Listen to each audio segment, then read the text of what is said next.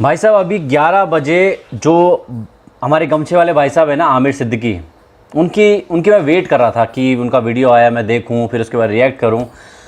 और फिर बहुत सारी चीज़ें हुई, मतलब मेरे दिमाग में केमिकल लोचा हुआ। और क्या केमिकल लोचा हुआ मैं आपको पूरे वीडियो में बताऊंगा। देखो, मैं कहीं भी कोई वीडियो यूज़ नहीं करने वाला उसका, ठीक है। उसने जो बोला मुझे सब याद है और मैं उसके ऊपर एक ब्लंट रिप्लाई देने वाला हूँ। तो नमस्कार, आप देख रहे हैं दिनेश टॉक्स, इसे देखना तो बनता है। इससे पहले आपको एक घटना बताता हूँ। देखो, रात भर से मैं सोया नहीं।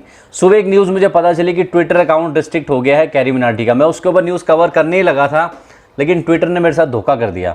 उसने सब कुछ ऑन कर दिया, मतलब पहले दिखा रहा था रिस्ट्रिक्टेड, लेकिन अब नहीं दिखा रहा। तो मैंने वो न्यूज़ हटाई दी। मैंने कर लिया था, पूरा वीडियो बना लिया था, बट जाने दो। ठीक, आमिर भाई साहब पूरी दुनिया को मतलब काम पे लगा दिया कि भाई आओ 11 बजे मेरे पास, मुझे देखने आओ, मुझे सुनने आओ। और पूरी पब्लिक इंतज़ार कर रही थी। तो वन बाय वन लोग धक्का मुक्की कर रहे थे डिसलाइक करने के लिए, ठीक है। इतने डिसलाइक वहाँ पर हो गए कि पूछो मत। चलो, ये तो बिना वीडियो देखे, मतलब वीडियो देखा ही नहीं लोगों ने। लोगों को पता है कि ये बंदा क्या बोलेगा और इस पर हमने क्या रिएक्ट करना है। अच्छा, अब आते हैं भाई साहब ने बोला क्या क्या है और उस पर मेरी क्या राय है। पहली बात, जब स्टार्ट हुआ वीडियो, उन्होंने कैरी मिनाटी का एक वीडियो ऑडियो जो दिखाया, उसमें कैरी मिनाटी बोलते हुए नज़र आ रहे हैं कि भाई ये बंदा मतलब इतना ज़्यादा दुखी ना हो जाए कि आत्महत्या ही कर ले। तो उसके ऊपर जो उनका टाइटल जो आमिर सिद्दीकी ने लगाया था कि क्या मुझे मारना चाहते हो, तुम मुझे मारना चाहते हो, तुम मुझे मारना चाहते हो। मतलब ये क्या है? मतलब खुद में ही शहीद हो रहे हो। मतलब तुम्हारा नाखून कटा और तुम शहीद बता रहे हो अपने आप को। अरे ऐसी बात जो उसने बोली है कैरी मिनाटी ने, वो जनरलाइज बात है। क्योंकि जिस हिसाब से ट्रोल हो रहा है, कोई ऐसे एग्जाम्पल दे सकता है। अगर तुम बाल की खाल निकालोगे तो फिर कुछ नहीं होगा, ठीक है। कैरी मिनाटी का अगर मकसद होता ना कि भाई इस बंदे को जलील करना है, इतना जलील करना है कि ये बंदा बिल्कुल ख़त्म ही हो जाए, तो वो इतने चीज़ें कर सकता था। क्योंकि उसके साथ इतनी पब्लिक, आप देख रहे हो रिएक्शन इंटरनेट के ऊपर, उसके साथ इतनी पब्लिक है, उसके बोलने पे लोग बहुत कुछ कर सकते हैं। लेकिन उस बंदे ने मैच्योरिटी ये दिखाई, अपना कंटेंट डिलीवर किया। वो एंटरटेनर है, उसने अपने एंटरटेनमेंट वाला जो कंटेंट है वो लोगों की डिमांड पर दिया। देने के बाद उसने यही बोला है, मेरा किसी से कोई लेना देना नहीं, अब जो मैंने बोलना था बोल दिया, अब मैं ख़त्म है, इस बारे में कुछ बात नहीं कर रहा। ना मैं लाइव में बोलूँगा, ना मैं इंस्टाग्राम की स्टोरी में बोलूँगा। मतलब मेरा पर्सनल एजेंडा किसी को नीचे गिराना नहीं है, किसी का कैरियर ख़त्म करना नहीं है। तो पहली बात तो ये होगी, जो तुम मकसद बता रहे थे ना कि कैरी मिनाटी का गलत मकसद है, वो यहाँ पर क्लियर हो जाता है, ठीक है। यहाँ पे आप सिंपैथी गेन करने की कोशिश कर रहे हो और नाखून कटने पे अपने आप को शहीद बता रहे हो, ठीक। दूसरी बात यह है कि उन्होंने फिर लड़कियों के एग्जाम्पल दिए। उन्होंने ये बताया कि मैंने वो वीडियो क्यों बनाया। फिर उन्होंने एलविश यादव का वीडियो दिखाया। एलविश यादव ने जो बॉडी शेमिंग वाले कमेंट किए थे और सब चीज़ें उन्होंने दिखाई, उस वीडियो की क्लिप दिखाई। तो रोस्टिंग में देखो, हर किसी का अपना लिबर्टी है और सबको अपनी रिस्पॉन्सिबिलिटी पता होनी चाहिए कि वो किसी टॉपिक को रोस्ट करते समय किस लेवल तक जा रहा है, ठीक है। तो वो उसकी जिम्मेदारी है, तो उसके लिए पब्लिक डिसाइड करेगी। साथ में उसको खुद भी डिसाइड करना चाहिए क्रिएटर को कि वो कितना लिबर्टी ले रहा है अपने कंटेंट को समझाने के लिए, फ़नी अंदाज में बनाने के लिए। क्योंकि मैं खुद जिम्मेदारी लेता हूँ अपने कंटेंट की, जो मैं बनाता हूँ वो फैमिली के साथ भी आप देख सकते हो। तो वहाँ पर मैं किसी का साथ नहीं दे रहा हूँ, जिसने जो बोला वो अपना उनका कंटेंट है। लेकिन इस बारे में मैं एक ओपिनियन रखना चाहूँगा कि उसने एक एग्जांपल दिया कि उन लड़कियों को रेप थ्रेट आ रहे थे, उन लड़कियों को धमकियाँ आ रही थी, मैसेजेस दिखाए उन्होंने, स्क्रीनशॉट दिखाए। तो मैं उनको बोलना चाहता हूँ कि अगर मैं अपना स्क्रीनशॉट दिखाने पे आऊँगा, मैंने मिस्टर फैजू का रोस्ट किया केवल किस बात पे, जो स्वाइप अप कर रहे थे ना वो, कि हमारा यूट्यूब चैनल आने वाला है, सब्सक्राइब कर लो, कंटेंट हमारा आने ही वाला है, इसके ऊपर मैंने रोस्ट किया था। तो मेरे को मिस्टर फैजू के कई सारी जो फैम आर्मी है ना, भेड़ बकरियां, वो सारी मुझे पर्सनल डीएम करने लगी, भाई तुझे क्या पता है, एक से एक गालियां मुझे पेलने लगी। लेकिन भाई साहब, मैं हूं इंटरनेट के ऊपर। अगर मैं एक सिंगल इंडिविजुअल आदमी होता, अपने ऑफिस में काम कर रहा हूं, अगर मुझे किसी से लेना देना नहीं होता और मेरा नाम इंटरनेट पे उछलता, शायद तब मैं ज़्यादा डिप्रेस होता। मगर मैं सोशल मीडिया पे हूं, पब्लिक प्लेटफॉर्म पर हूं, मुझे पब्लिक देखती है, तो मुझे इन सब चीज़ों की आदत हो जानी चाहिए।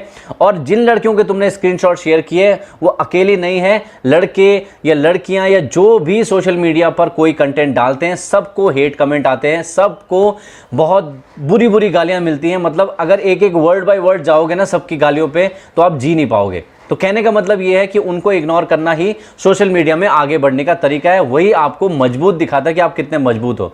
मैं एक एग्जांपल देता हूं। मैंने बहुत पहले, यानी पता नहीं साल भर पहले की बात है, मुझे जितना याद आ रहा है, अमिताभ बच्चन साहब इंस्टाग्राम पर लाइव आए थे और मैंने जब उनका लाइव देखा तो उसमें इतनी सारी गालियां कई लोग लिख रहे थे। अमिताभ बच्चन साहब इतने रिस्पेक्टेड इंसान हैं, उन्होंने इतना योगदान दिया है बॉलीवुड में, सब कुछ अच्छा है, लेकिन कुछ लोगों की आदत है इंटरनेट के ऊपर इस चीज़ को आप कंट्रोल जीरो कर ही नहीं सकते, क्योंकि हर कोई अपना मतलब लगाम जो है ना सबकी अपने हाथ में है, तो जिसके लगाम जिसके हाथ में नहीं है वो गालियां भी बकता है, सब कुछ करता है।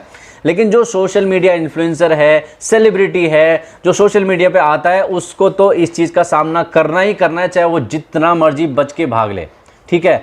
तो ये जो एग्जाम्पल है ना कि रेप थ्रेट आ रहे थे और गालियां दे रहे थे ये आपका एक तरीके से फिर वही शील्ड है, मतलब आप उसके पीछे छुप के अपना दिखाना चाहते हो कि लड़कियों को गाली मिल रही थी इसलिए मैं उनका भैया बन करके आगे आ गया और मुझे वीडियो बनाना ही पड़ा, इतना मजबूर हो गया मैं। और सबसे बड़ी बात है, मैं आपको बोलता हूं, एल्विश यादव ने जो लैंग्वेज यूज की उसकी जिम्मेदारी एल्विश यादव की, उसको खुद का जवाब देना चाहिए कि उसने किस लेवल पर वो बात करी, ठीक है।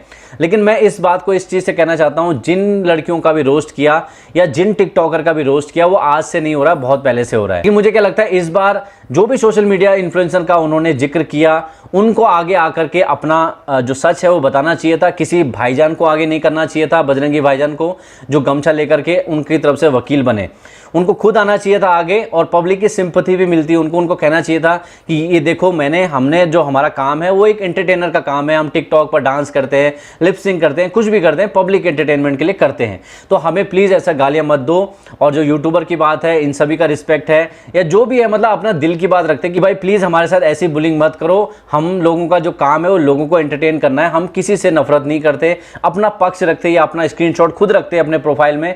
लेकिन इस भाईजान को भेजने की क्या जरूरत थी? और इस भाईजान ने आके क्या किया, इतने सारे के सारे यूट्यूबर को टैग किया और टैग करने के बाद मतलब अपने ऐसी ओपिनियन दी, मतलब पता नहीं किस दुनिया में उन्होंने रह के ये ओपिनियन दी।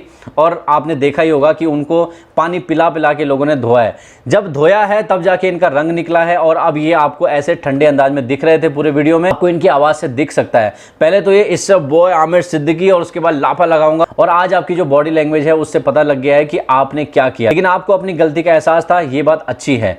दूसरी बात, जो आपने बहुत सारी बातें ये बोली हैं कि भाई देखो साइबर बुलिंग की आपने बात की है, इसको साइबर बुलिंग कहते हैं। साइबर बुलिंग आप ही के साथ क्यों हुई?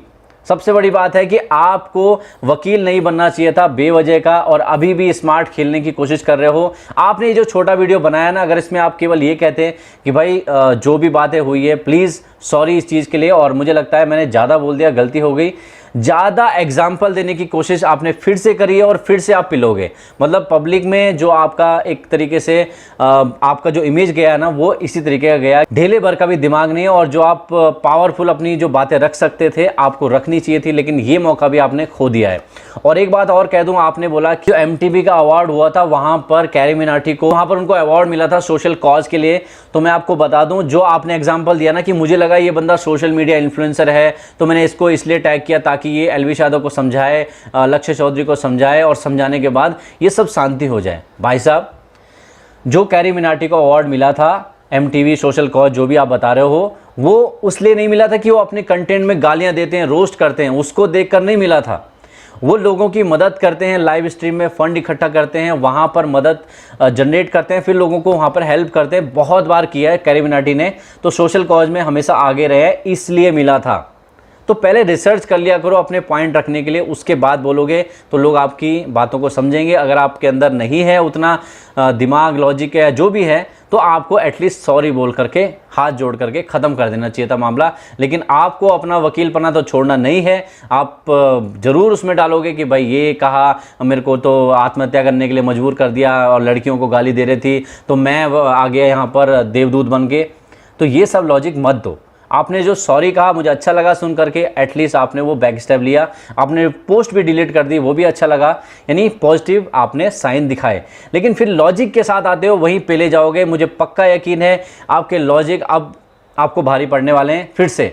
तो आपने इस चीज़ को रोकने के बजाय बढ़ा दिया। और एक और बात मैं आपसे कहना चाहता हूं, देखो मेरे कंटेंट पे हमेशा क्लीन कंटेंट रहता है, मैं अपनी जिम्मेदारी लेता हूं, और मेरी जो ऑडियंस है, मेरे भाई लोग हैं, जो फैमिली मेम्बर समझता हूं मैं आप सभी को, प्लीज़ जा करके अपने क्रिटिसिज्म जरूर कीजिए, यानी कि अपने पॉइंट्स लॉजिक से जरूर वहाँ पर सवाल पूछिए, किसी को भी पूछिए, कोई दिक्कत नहीं है। लेकिन गाली गलौज से आपका पॉइंट का वजन कम होता है, तो प्लीज़ गाली गलौज मत करो।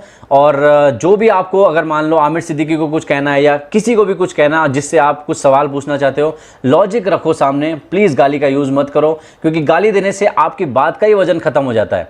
कुछ लोग हंसेंगे, दांत निकालेंगे कि हाँ भाई गाली दी भाई ने, मजा आ गया, लेकिन आपकी बात का वजन जीरो हो जाता है। आप बच्चे नजर आते हो कि आपने गाली दी है, लेकिन अगर आपके अंदर बहुत टैलेंट है, जैसे कैरी मिनाटी के अंदर एक टैलेंट है और वो उस बात को मानता भी है कि मैं एंटरटेनर हूं, मेरी जो गाली वगैरह होती है वो गाली देने का मकसद ये नहीं होता कि मुझे किसी को मतलब रुला देना है, उसका मकसद यही है कि जो सुनना चाहती है पब्लिक उसको एंटरटेन हो। लेकिन कई सारे जो माहौल बन गया ना, उसकी वजह से जो कैरी मिनाटी जैसा टैलेंट नहीं है, लेकिन वो केवल गाली को सीखते हैं कैरी मिनाटी से, उस बंदे की अपनी जो पर्सनालिटी है, जो रिस्पॉन्सिबल पर्सन है, उसको पता है इतनी सारी हेट फैल रही है, उसने दोबारा कोई भी बात नहीं की इस बारे में, तो ये भी सीखने की ज़रूरत है। तो मैं यही कहना चाहता हूँ आमिर भाई, तुमने जो बात की है, तुमने पॉइंट नहीं गिनाने चाहिए थे, लॉजिक नहीं गिनाने चाहिए थे, क्योंकि लॉजिक तुम्हारे बिल्कुल ही बेकार निकले। मुझे तो पसंद नहीं आए जो आपने लॉजिक दिए, क्योंकि इन बातों में कोई दम ही नहीं है। जो आपने बोला कि मुझे सुसाइड की थ्रेट हो गई है, लड़कियों को मैसेज आ रहे हैं, भाई सबको आते हैं मैसेज। हम अपना अगर मतलब सीना फाड़ के दिखाएंगे ना तो आपको क्या दिखेगा, मतलब सबको आते हैं। जितने भी सोशल मीडिया पे हिट हुए हैं, सेलिब्रिटी हुए हैं, पब्लिक में जब वो जाते हैं उनको भी नोच खाती है पब्लिक। सलमान भाई को बोलते हैं ना कि भाई सलमान भाई हैं, लेकिन जब वो पब्लिक में जाते हैं उनको भी बॉडीगार्ड की ज़रूरत पड़ती है। कुछ लोग हो सकते हैं जो उनके नफरत करते हों और उनको भी सोशल मीडिया पे ट्रोल करते हैं लोग।